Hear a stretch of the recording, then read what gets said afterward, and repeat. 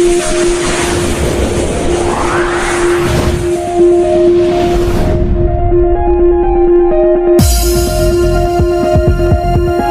होना चाहिए। सबसे पहले आपका बहुत बहुत स्वागत है हमारे चैनल में। जी तो थैंक यू। सबसे पहले जानना चाहेंगे कि आपका परिचय क्या है। मैं पंकज पारा से सीनियर एडवोकेट। तो जैसे कि आज आप चुनावी मैदान में हैं, तो क्या कारण है जिसके चलते आज आपको चुनावी मैदान में आना पड़ा?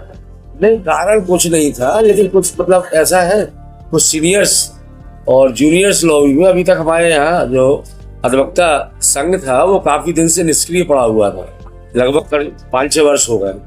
तो फिर कुछ ऐसी चीजें हैं जिनके लिए एक संगठन की मजबूत संगठन की जरूरत होती है। लिहाजा हमारे एल्डर्स कमेटी ने ये निश्चय किया कि भाई पुरानी जो कमेटी थी और वही सुचारू रूप से चली आ रही, तो उसको भंग करके और एक नई कमेटी का गठन हो, जिससे कि जो है आगे जो भी अधिवक्ताओं के हित के या उनके सम्मान के जो भी कार्य हैं वो पूर्ण हो सके। लिहाजा उन्होंने एक मीटिंग कॉल की और मीटिंग कॉल करने के बाद ये डिसाइड किया कि सारे अधिवक्ता जितने हैं सभी को जो है सदस्यता ग्रहण करा करके बिल्कुल नई तरीके से और फिर चुनाव कराया जाए। और उसमें जो है सदस्यता ग्रहण वगैरह हुई, सब हुआ और चुनाव की तिथि उन्होंने घोषित कर दी। 9-10 तारीख को हमारे यहाँ पर्चा नामांकन का था। मैं प्रत्याशी था सभी लोगों की तरफ से, अकेला प्रत्याशी था, लेकिन फिर एक सज्जन और खड़े हो गए मेरे खिलाफ, तो श्रीवास्तव साहब, तो वो जो है कमल किशोर जी। तो खैर कोई दिक्कत नहीं, चुनाव है, लड़ना चाहिए। मजा तभी आता है जब एक दो प्रतिद्वंदी खड़े हो सामने, तो उसके बाद ही तब अच्छा लगता है चुनाव जीतने में। लिहाजा फिर वो हम अध्यक्ष का चुनाव नामांकन किए और आज ईश्वर की कृपा से आपके समक्ष आपको वाइट दे रहा हूँ। तो सर ऐसी कौन कौन सी समस्याएं हैं अभी वर्तमान में जो अधिवक्ता भाई आपसे बोल रहे हैं कि जिनका वो उन समस्याओं का निजात चाहे? जी, एक्चुअल में हमारे यहाँ मेन जो है अधिवक्ता भवन, जहाँ की हम अधिवक्ता बंधु लंच टाइम में हड़ताली वगैरह ये वो सब अपने बैठ जाते हैं, लेकिन हम लोग या कोई ऐसी चीज नहीं थी कि जहाँ हम लोग बैठ करके गेट टुगेदर कर सके, आपस में एक दूसरे के सुख दुख की बात सुन सके, मनोरंजन कर सके। लिहाजा एक पिछली कार्यकारिणी में एक माननीय जिलाधिकारी महोदय ने कार्यकारिणी के कोषाध्यक्ष श्री नरेंद्र अग्रवाल जी को चाबी दी थी कि इस कमरे में आप अपना अधिवक्ता भवन बना लीजिएगा, लेकिन फिर वो ऐसा रहा कि वो चला किसी ने गौर नहीं किया, वो ऐसे ही डला रहा अधिवक्ता भवन। तो पहले तो अधिवक्ता भवन जो है उसको पुनः माननीय जिलाधिकारी महोदय से इश्यू करा करके और उसकी डेंटिंग पेंटिंग करा करके और उसमें अपनी तरफ से मैंने जो घोषणा पत्र जारी किया है उसमें चेयर वगैरह है अधिवक्ताओं के बैठने के लिए, जितनी भी बनेगी 60-70 जो भी होगी, वो प्लस एक LCD का है निर्माण है वहाँ लगवाएंगे। वहाँ पर साथ में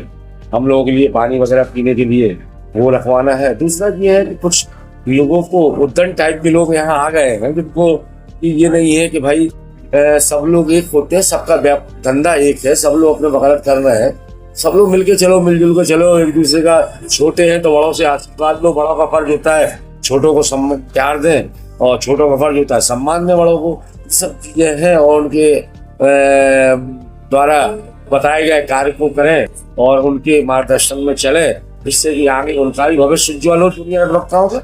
इस तरीके से जो है वो उसका भी हम ख्याल रखेंगे। सर्वप्रथम जितने हमारे सीनियर अधिवक्ता बंधु हैं उनका हम सम्मान कराएंगे।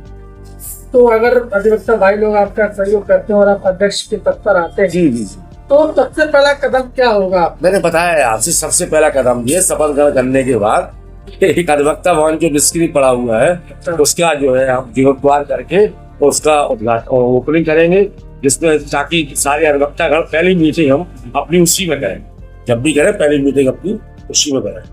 चैनल के माध्यम से क्या संदेश रहेगा आपका? समझ चैनल के माध्यम से यही आप सब लोगों का चैनल पत्रकारिता एक राजनीति का चौथा स्तंभ होता है और बड़ा मजबूत स्तंभ होता है।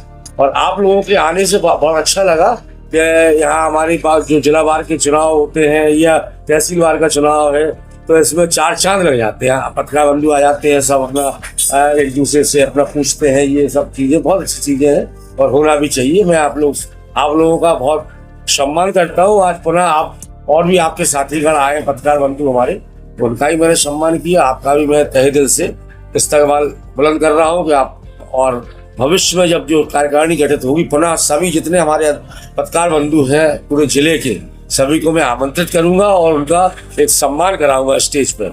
वो मेरी एक बोल रहेगी। तो मैं जो है अपना आप लोगों का बहुत जरूरी है कि पत्रकार बंधु एक ऐसे हैं कि जो हर चीज को अपना देखते हैं और सत्य को उजागर करते हैं और सत्यनिष्ठा और लगन से जो है अपनी पत्रकारिता को अंजाम देते हैं। और पुनः मैं आपके चैनल को, आपकी पत्रकारिता को और आपको धन्यवाद प्रेषित करता हूँ कि आपने मुझे मौका दिया और हमारे 2 मिनट का आपने घोषण या हमारी जो चुनाव लड़ने की प्रक्रिया है उस पर आपने जो है हमारी गाइड ली। मैं पुनः आपका आभारी हूँ।